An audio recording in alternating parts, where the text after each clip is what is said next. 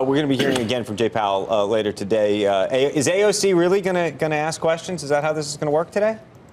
Do we know that? I'm not sure if she's on the committee. I thought that was what we were talking about, Joe.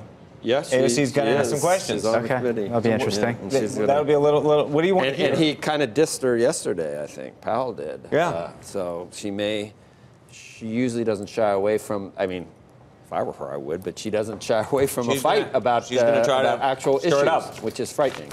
But what do you want to hear? Well, her issue is obviously income inequality. 80% of stocks are owned by 20% of the people, and the Fed has helped to raise asset prices. So I'm wondering if she makes the connection and asks about it. Mike Santoli, I saw you talking yesterday, actually, and we were having a debate about buybacks. Yeah, but I wonder how much you think that may come up in the conversation. I mean, it'll come up because it's a platform to say, here's what bothers me about the economy and the financial system, and that's what the committee uses it for. As to whether this is really a fruitful conversation to have with the Fed chairman, I kind of doubt it is.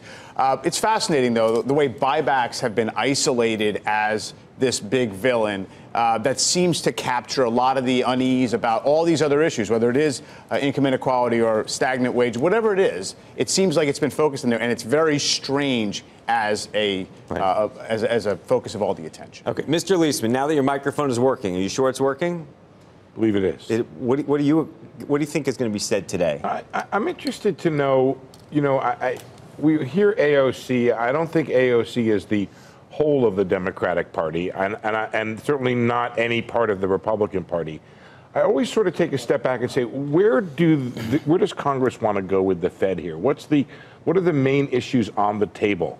Yesterday, there were no issues on the table because when the Fed is not hiking or pausing, there aren't any real concerns in Congress. They just assume they don't worry too much about inflation. There was that one question in which you guys had a great curtain raiser on when you had Senator Pat Toomey on about the issue of inflation targeting. Powell tread very carefully there, this issue of raising the inflation rate. I think Powell's pretty aware that if they do raise that inflation target, that it's going to be demagogued pretty forcefully by people. Say, wait a second. The Fed wants my cost of living to go up by more now than it did before. That's not going to play very well. Hey, Peter, you wrote the most interesting take of all the takes I read yesterday on this testimony. I think your end point was that it's almost as if they've added a third mandate for the Fed, and that is market volatility. They want to tamp down on that. What makes you think that? Right. Well, in the statement, in his prepared speech, he talked about the positives of the labor market. They're around their inflation target. And then they talked about cross currents and conflicting signals. And the number one signal was the financial tightening that we saw in the latter part of last year.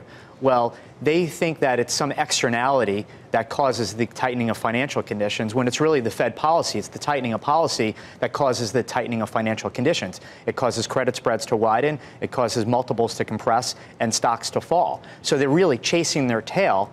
And I thought it was interesting that was their number one, that was their first worry, is the tightening of financial conditions. Before a slowdown in China and Europe. China and Europe, they'd be more focused on the idea that the market reacted badly, which tells us what in terms of market participants, Mike? Well, I think it's been pretty standard understanding of cycles that the Fed will tighten until something breaks. That's how recessions happen. And now what you have is the market, especially last year, was anticipating the moment when the Fed was going to perhaps break something. And that created its own sort of feedback loop right here. And also, I think what's interesting is you have a lot of things going on before or setting the scene for the Fed to be kind of cast as the problem here. The market doesn't love that we have a global slowdown. The market doesn't love that we have peak earnings growth. The market doesn't love the fact that, corporate bond yields have reached a 3-year high, which happened in October of last year. All this stuff is in the backdrop, but you can actually just isolate the Fed because with a few words, they can change that story. And that's why you can't change the rest of it. You can't make China grow faster, but you can throw a tantrum and with a shift of words. By the way, Mike, I just want to add that the market turned around. The bottom of this market was 1226. You cannot find any Fed speak at all around 1226. In fact, I happen to know the Fed was quiet right around then. And it's almost as if the market is a sort of petulant child and decided it had been bad enough that mom was going to give me what I wanted, that I was going to get dessert without eating the broccoli, for lack of a better metaphor here. And the market fell. And what happened, what you see if you look at a timeline of this, is that from 12/26 until it's affirmed on 1/3, when Powell and Bernanke and Yellen do this thing and Powell really makes this patient thing, the market anticipates this turnaround. And then at the very end there, you can see this whole rally has been post that. But the market bottoms on its own without any Fed speak at all to speak of. But also, that's because the market's own internal dynamics. It being December and everybody, in a sense, forced to kind of participate in this liquidation, which I think is what happened with big funds. And we get to exactly 20% on an intraday loss. And for more times than you would think is coincidence in history, we've had a just less than 20% drop in the stock market without a recession. Can I say, it seems like, look, we can relitigate history, and which seems to be what we're doing right now. And we will. And we will. But I think that the point of trying to relitigate history is to learn from it, to try to understand what he has learned from it. Who's he, Powell? Yes, sir. And what he will therefore do as a result of it.